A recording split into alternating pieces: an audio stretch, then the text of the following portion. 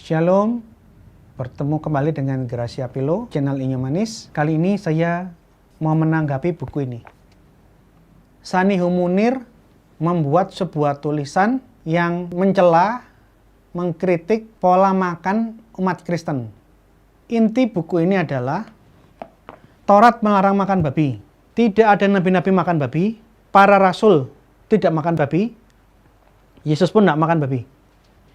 Tapi kenapa orang Kristen sekarang makan babi? Kemudian dia langsung menuduh ini bukti kekristenan sekarang tidak mengikuti aturan yang ditulis dalam Alkitab. Tidak mencontoh perilaku Yesus sehingga dia makan babi.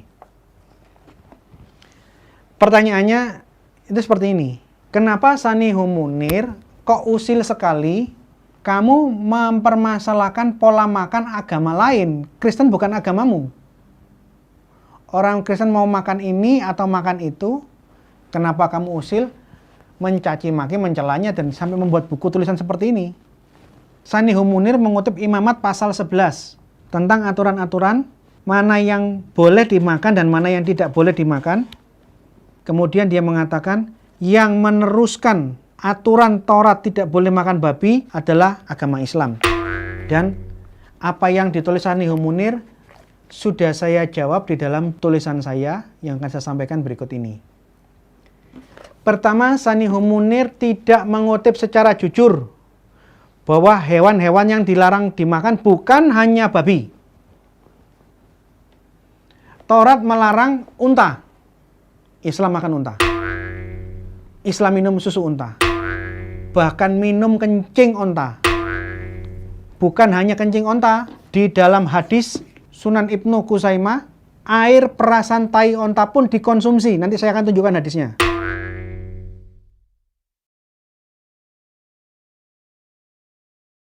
Di dalam Imamat pasal 11, pelanduk tidak boleh dimakan. Kelinci, babi itu yang keempat. Islam memakan semua yang dilarang oleh hukum Taurat kecuali babi. Taurat melarang memakan selain yang ikan. Ikan pun harus yang bersisik. Segala yang bergerak di air tidak boleh dimakan. Siput air tidak boleh dimakan. Kepiting bukan ikan tidak boleh dimakan. Cumi-cumi, gurita, lele, sidat, belut tidak boleh dimakan. Ini larangan Taurat. Kalian makan semua. Yang dilarang oleh Taurat. Hanya babi yang kalian tidak makan. Artinya kalau berdasarkan Imamat pasal 11 yang dikutip oleh Sanihum Munir dan saya nggak ada bedanya, sama-sama melanggar. Nah, kedua saya ingin bahas menjawab kenapa Kristen makan babi.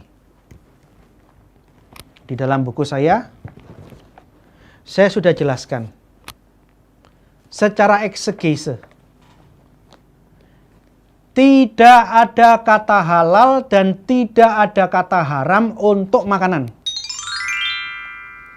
Bahasa asli Alkitab tidak menggunakan halal dan haram, bahasa-bahasa fikihnya Islam, bahasa-bahasa hukum tidak. Di dalam Torah, bahasa aslinya menggunakan bahasa-bahasa kesehatan. Jangan makan binatang yang hatameh. Jangan makan binatang yang tidak bersih, unclean animal. Jadi larangan untuk memakan berdasarkan bersih atau tidak bersih. Bukan halal haram, bukan bahasa-bahasa hukum. Dan yang diizinkan adalah binatang-binatang seperti ini. Ikan yang bersisik. Ikan yang tidak bersisik seperti lele tidak boleh dimakan. Berkuku belah dan memama biak. Selain itu tidak boleh dimakan. Yang boleh dimakan itu dikatakan ha-tahor. Tahor bahasa Ibrani itu paralel dengan bahasa Arab tahir. Binatang-binatang yang suci, binatang-binatang yang bersih. Jadi kalau kita based on the text, aturan makanan Alkitab itu berdasarkan kategori kesehatan, mana yang bersih silahkan makan, yang tidak bersih jangan dimakan. Plus, ketika ada yang makan binatang-binatang yang kotor seperti udang, ini kan tidak boleh dimakan. Lele, makan kepiting. Hukumannya apa?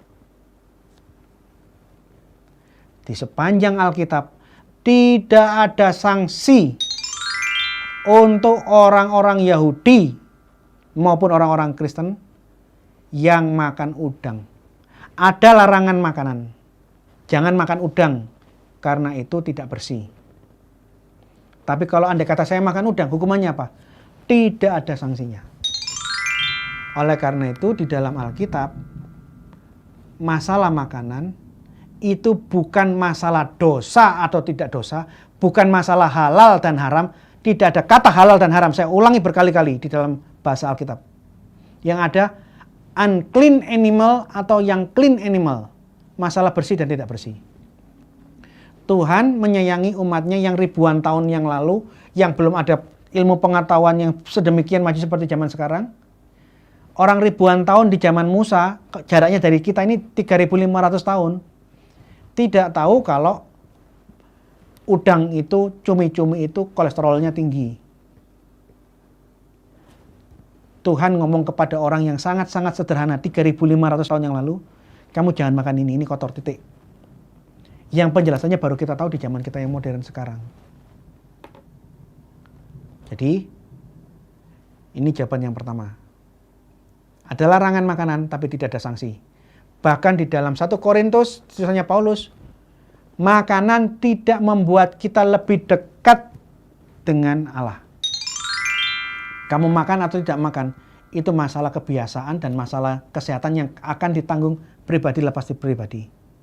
Oleh karena itu di dalam konsili di Yerusalem, diputuskan masalah makan atau tidak makan, itu masalah sekunder dan tidak ada kewajiban. Harus makan ini atau makan itu, tidak boleh makan ini, tidak boleh makan itu, tidak ada. Ini keputusan konsili Yerusalem. Nah, sekarang saya ingin tunjukkan di sini, bukan dalam konteks mengolok-olok, menghina Islam. Tidak, saya tidak mau menghina Islam. Saya hanya membacakan apa yang ada tertulis di dalam hadis. Ini kitab suci kalian, kategorinya sahih, disahihkan oleh Syekh Albani. Saya hanya membacakan apa kata hadis-hadis sahih mengenai pola makannya umat Islam. Anda bisa saksikan di layar. Umat Islam halal makan bangkai paus. Yang mana bangkai paus ini tentu haram, tidak boleh dimakan oleh orang Yahudi. Paus tidak bersisik, apalagi ini bangkai. Di dalam hadis, orang Muslim boleh makan bangkai paus. Ceritanya, orang Muslim kelaparan dalam kondisi berperang, dia lihat ada bangkai di laut, mau dimakan ada yang melarang, itu sudah jadi bangkai. Tapi yang lain mengatakan, oh, kita terdesak kok, kita perang kok, kita ini utusannya Muhammad, makan aja lah, enggak apa-apa. Wong terpaksa. Bangkai itu dikeringkan, bisa makan selama 3 bulan. Dan orangnya gemuk-gemuk. Bahkan ada hadis yang mengatakan, nih Anda bisa lihat di layar berikut ini, segala yang mengapung, bangkai yang mengapung di laut, kalau menunjukkan hadis ini bukan ikan. Apapun bangkai yang mengapung di laut, boleh dimakan karena laut itu suci dan halal bangkainya. Bagi Islam, memakan bangkai di laut ataupun bangkai ikan paus itu halal, boleh dimakan. Selain itu di dalam hadis dikatakan, Muslim memakan hewan sejenis anjing hutan. Jadi ini anjing liar dimakan. Ini halal. Islam memakan biawak, ini hadisnya Anda bisa lihat. Jadi kadal, biawak itu dimakan, ini halal bagi umat Islam. Kencing onta, ini untuk pengobatan. Anda bisa saksikan ini bukunya, ini hadisnya. Kencing onta dikonsumsi oleh umat Islam. Menurut aturan agama Islam ini halal dikonsumsi. Sekarang kita lihat hadis yang lain. Di dalam Sahih Ibnu Khuzaimah, buku 1, halaman 146 sampai 148.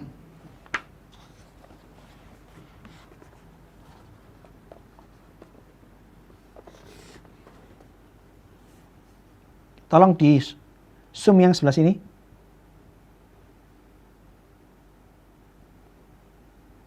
Oke, saya bacakan. Kami pergi menuju Tabuk. Tabuk itu nama daerah. Saat terik matahari menyengat.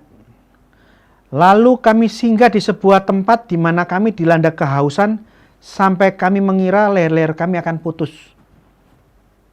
Sehingga ada seseorang pergi mencari air. Dan ia pun belum kembali. Sehingga ia mengira lehernya akan putus. Sampai ada seseorang menyembelih untanya. Lalu memeras kotorannya, meminumnya, dan sisanya itu perasan air tai onta itu sisanya diletakkan pada bagian-bagian tubuhnya. Dilulurkanlah begitu. Ini loh. Hadis Sahih Ibnu Khuzaimah mencatat bukan hanya kencing onta bisa diminum untuk kesehatan, tetapi air perasan tahi onta juga pernah dikonsumsi, bahkan dipakai untuk semacam hand body, kira-kira gitu, untuk luluran. Nih, Anda bisa baca. Ya, ini polanya Islam. Ada lagi hadis nih. Hadis tentang tikus yang masuk ke dalam bejana yang isinya minyak. Dan tikusnya mati di dalam kubangan minyak. Hadis ini dari Maimunah. Maimunah itu salah satu istri Muhammad.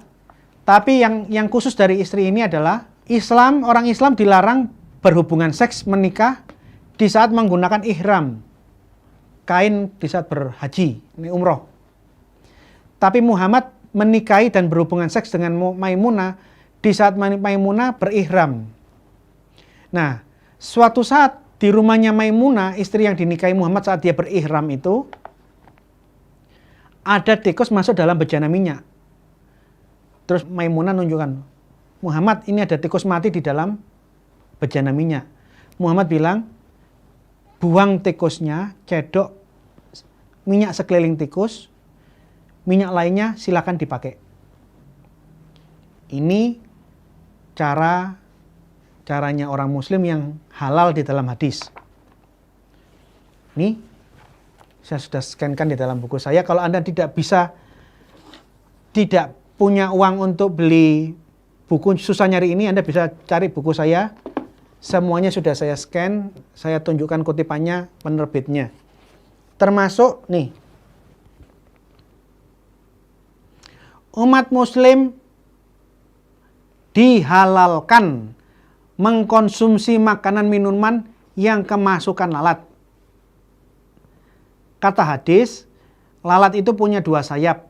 Di sayap yang satu ada racun, di sayap yang satu itu ada penawarnya. Jadi kalau ada lalat yang menempel atau masuk di dalam makanan atau minuman, masukkan semuanya supaya netral, kira-kira gitu. Nih.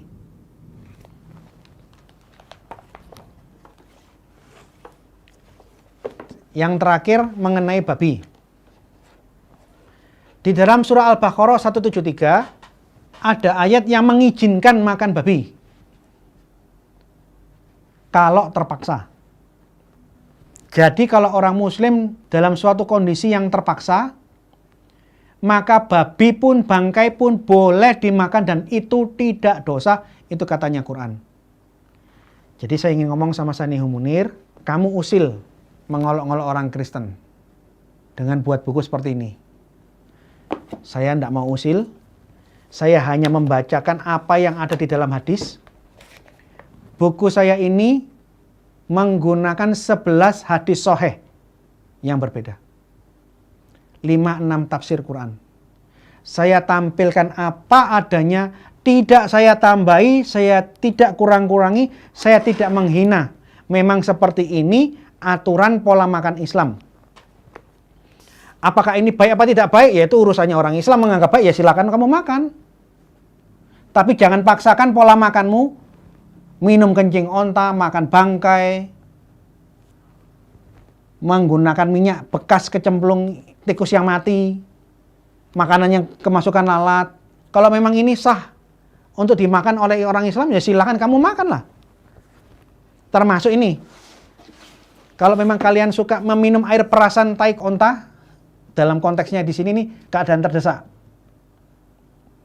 Kalau memang ini halal menurut Islam, ya silahkan Anda konsumsi. Yang ada apa? Kita harus saling toleransi.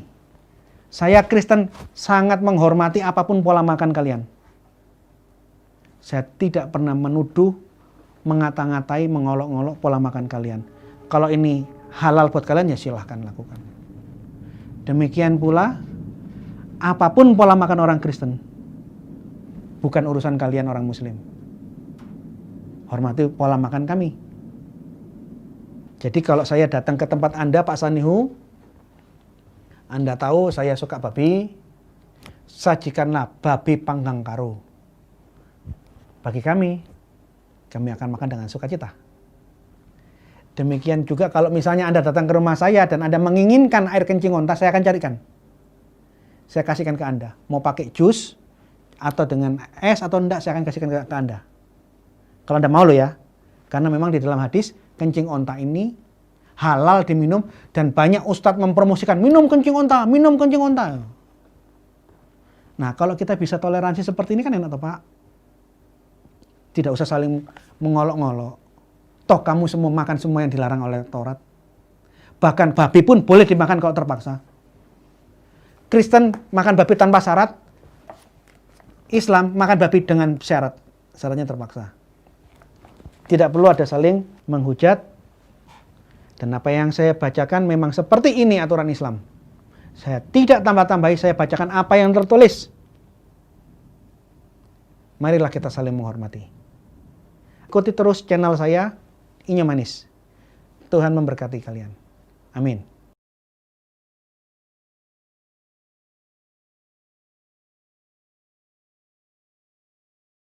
Halal ya? Ini minta di video. Halal ya?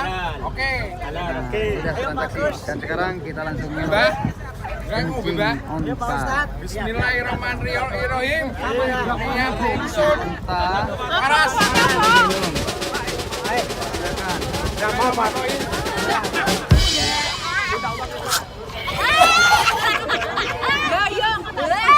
Aduh, ini ternyata apa yang terjadi? Apa yang terjadi? Terus. Aduh. Langsung keluar semua kotoran-kotoran. Keluar semua kotoran-kotoran yang ada di dalamnya. Foto lagi. Itu obatnya. Oh, dicampur susu kok, bener kok. Itu dia. Kok uyo itu? Ini apa yang terjadi? Kasih air. Air. Keluar semua kotoran-kotorannya. Permen. Oh. Gak usah dicampur susu Pak.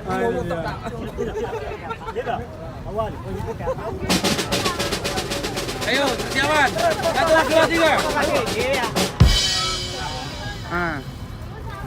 Tat, jangan jadi di video Tat. Nggak jadi batal weh, muntah-muntah kok. Apa biar tahu. Biar tahu bagaimana cara. Jangan pernah nyoba rasanya. Jangan nyoba. Muntah kan arah. Gimana rasanya kok sampai muntah-muntah gitu? Rasanya belum pernah aku minum sesuatu yang rasanya seperti ini. Oh berarti nggak bisa. Nggak bisa masuk. Berarti udah nggak ada ya? Udah nggak ada rasanya, udah hampa udah. Rasanya Sampai muntah-muntah. mengerikan. Terus gimana kalau ada jemaah lagi ke sini? Sarannya? Tapi lebih bagus daripada penasaran mencoba. Segala sesuatunya dicoba. Insya Allah kalau punya sakit penyakit seperti yang sudah dibicarakan sembuh.